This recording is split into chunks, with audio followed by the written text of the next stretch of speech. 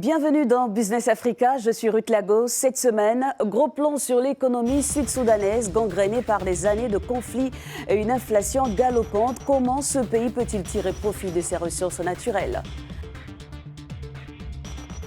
Le Made in Bénin fait rêver les groupes industriels installés dans le parc textile de Glodjibé. En 2022, 40 000 tonnes de coton ont été transformées localement. Au Kenya, face au changement climatique, les agriculteurs se tournent vers les légumes anciens plus résistants aux températures extrêmes. Près de 12 ans après son indépendance, le Soudan du Sud, qui détient les troisièmes plus grandes réserves de pétrole en Afrique subsaharienne, ne parvient pas à nourrir plus de 7 millions de sa population qui vivent de l'aide humanitaire. Le pays ne tire profit que de 45 000 barils sur une production annuelle d'environ 150 000 à 170 000 barils. La faute à la corruption et à des années d'instabilité. L'économie du Soudan du Sud, basée sur le pétrole et l'agriculture, est particulièrement vulnérable aux chocs climatiques, pétroliers et aux conflits. Le PIB en 2022 s'évaluait à 5,7 milliards de dollars. La croissance, minée dernièrement par des inondations, invasions de criquets et la pandémie de Covid-19, devrait rebondir à 6,5 en 2023 grâce à la hausse des recettes d'exportation de pétrole selon la Banque africaine de développement. Le Sud a hérité à l'indépendance des 3/4 des réserves pétrolières du Soudan, estimées à 3,5 milliards de barils, mais reste tributaire des infrastructures du Nord pour ses exportations. De plus, le pays ne tire des revenus que de 45 000 barils après la part due aux sociétés internationales et les droits versés au Soudan. Le secteur pétrolier contribue à 90% de ses revenus et représente quasiment l'intégralité de ses exportations. Mais la manne pétrolière est largement détournée à des fins politiques et d'enrichissement dans ce pays classé comme le plus touché par la corruption par l'ONG Transparency International. L'économie souffre également d'une inflation galopante. Elle s'était quelque peu ralentie après avoir atteint 33% en 2020, mais devrait être de 16% en 2023 en raison de la sécheresse et de la hausse des prix des denrées alimentaires, selon la BAD. Je suis avec le docteur Peter Bierajak du Centre des sciences et des affaires internationales d'Harvard à Washington. Bonjour docteur, merci d'être avec nous. Lorsque vous jetez un regard dans le rétroviseur, qu'est-ce qui a plombé l'économie sud-soudanaise malgré son énorme potentiel ? Eh bien, merci beaucoup de m'avoir invité au sein de votre émission.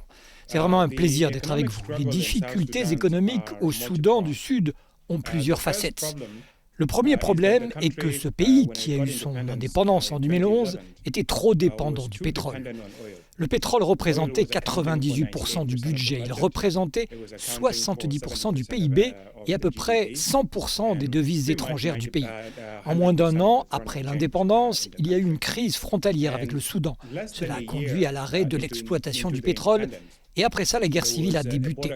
Et avec la guerre civile, une partie du champ pétrolifère a été détruite. Et cela a vraiment ébranlé l'économie, car cela a privé l'économie de devises étrangères. Au niveau du budget, il y a donc eu beaucoup de manques à gagner. Et c'est là qu'est apparue la question de la mauvaise gestion, un véritable problème. Au lieu de s'attaquer à la crise politique qui touchait le pays, la Banque centrale et le ministère des Finances ont commencé à monétiser le déficit en imprimant de la monnaie sud-soudanaise. Depuis lors, la monnaie a perdu plus de 99% de sa valeur. Est-il possible, selon vous, docteur, de remettre cette économie sur les rails et quels sont les atouts sur lesquels le pays pourrait s'appuyer ? Oui, il est toujours possible de changer de cap et d'améliorer les choses, mais cela nécessite des actions de la part des dirigeants. Il y a des choses immédiates qui doivent être faites. Premièrement, nous devons arrêter de compliquer la situation. La semaine dernière, le Conseil des ministres a adopté un autre budget supplémentaire de 61 milliards de livres sud-soudanaises qui s'ajoutait déjà à un budget très important de plus de 1000 milliards de livres sud-soudanaises. Ce budget a été adopté par le Parlement l'année dernière. Or, le gouvernement et le pays n'ont pas les moyens de le financer. Donc, la plupart de cet argent proviendra à nouveau de l'impression de la monnaie. Et c'est terrible aussi. Il y aura des emprunts et les prêts qu'ils obtiennent d'endroits très louches, au Moyen-Orient et dans d'autres parties du monde où les taux sont très élevés et les conditions ne sont pas favorables au Soudan du Sud. Nous devons mettre un terme à tout cela. Nous devons immédiatement commencer à appliquer une discipline budgétaire et tenter de restaurer la crédibilité de la monnaie. Ensuite, il y a la question de la corruption. Nous devons commencer à nous attaquer à ce problème. Beaucoup d'argent, en particulier celui provenant du pétrole, arrive et est déjà hypothéqué par des individus ou par des entreprises. Il s'agit d'argent qui est dépensé entièrement en dehors du budget et nous ne pouvons pas mettre en place une institution fonctionnelle pour lutter contre la corruption s'il y a toutes ces dépenses en dehors du budget. Mais à moyen et long terme, le véritable enjeu sera de mettre fin au conflit. Car avec le conflit dans le pays, les gens ne peuvent pas cultiver, ils ne peuvent pas s'engager dans des activités économiques. Les jeunes sont occupés à s'entretuer, à voler du bétail, à enlever des femmes et des enfants et à commettre toutes sortes de crimes qui nécessiteraient une volonté politique de la part du Soudan du Sud. Enfin, nous devons restaurer la légitimité du pays. Nous n'avons pas de gouvernement élu, ce qui a rendu très difficile les relations avec le FMI et la Banque mondiale. Mais une fois que nous serons en mesure de restaurer un gouvernement légitime et que nous pourrons montrer que nous sommes crédibles dans la résolution des problèmes de corruption et dans la gestion des variables économiques, comme le taux de change ou l'inflation, nous pourrons commencer à investir des ressources et à faire travailler notre peuple. Merci à vous, Dr Peter Biya-Ajak, pour toutes ces réponses. Je vous remercie. En 2022, 3 usines de transformation de coton ont ouvert leurs portes dans le parc textile de Glodjigbe, près de la capitale béninoise. Depuis, 40 000 tonnes de graines ont été transformées, soit 12% de la production nationale. Dans le bruit assourdissant des machines à coudre à 45 km de Cotonou, la capitale du Bénin, un millier de jeunes couturiers béninois sont à la tâche. Ils confectionnent des vêtements sous l'œil avisé de Fabrice Agbadi, l'assistant marketing de cette usine de transformation de coton située dans la nouvelle zone industrielle de Glodjigbe. Ici, le Made in Bénin est surveillé de près. Nous nous basons beaucoup plus sur la qualité. Nous nous rassurons de telle sorte que lorsqu'un habit est cousu, il n'y a pas de fils qui sont coupés à l'intérieur, il n'y a pas d'aiguilles, il n'y a pas de choses qui sont laissées dans l'habit pour pouvoir endommager l'habit. Parce que le client, lorsqu'il vient, c'est tout ça, il vérifie. Il vérifie l'identité de l'habit, le visuel, le format et tout. Donc, c'est tout ça que nous faisons ici à Glodjigbe. La zone de Glodjigbe, qui s'étale sur 1640 hectares, a pour objectif d'accroître la transformation du coton cultivé localement. Premier pays producteur de l'or blanc d'Afrique, le Bénin produit en moyenne 315 000 tonnes de fibres par an. Environ 3 000 seulement sont transformés localement, soit 1% de la production annuelle. Un chiffre qui devrait être revu à la hausse d'ici à 10 ans grâce aux 3 usines intégrées de textiles et aux équipements qui permettent l'égrainage du coton brut. Le coton brut du Bénin rapporte à peu près entre 500 et 600 millions de dollars.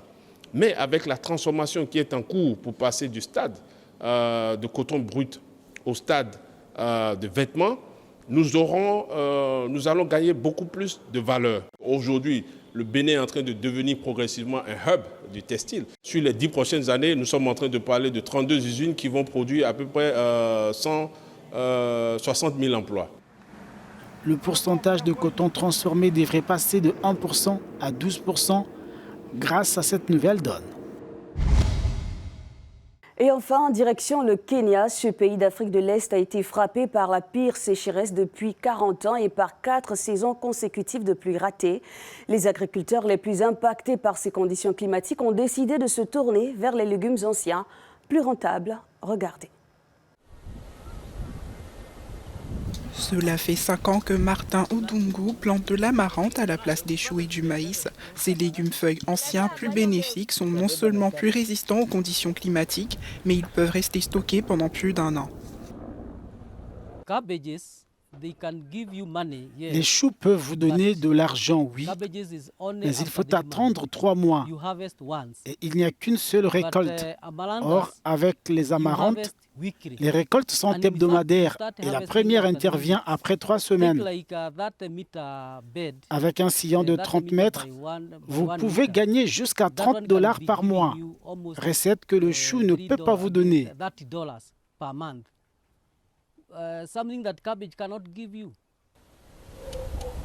Le Kenya a été frappé par la pire sécheresse depuis 40 ans, poussant à la levée de l'interdiction des organismes génétiquement modifiés en 2022 comme une solution aux récoltes défaillantes. Mais pour Patrick Mundu, les cultures indigènes devraient être la solution. Nous avons encouragé les cultures d'exportation. Nous avons encouragé les choses dont nous pouvons tirer des revenus, en particulier le café et le thé. Mais il n'y a pas eu assez d'action en termes de recherche, de vulgarisation et de promotion de nos aliments traditionnels qui sont très diversifiés. Parler des légumes à feuilles, nous en avons plus de 200 types dans tout le pays. L'agriculture est l'un des principaux moteurs de l'économie kenyane et près de 70% de la main-d'œuvre rurale travaille dans ce secteur. Et c'est ici que prend fin cet épisode de Business Africa. Merci de l'avoir suivi. À très vite sur Africa News et africanews.com.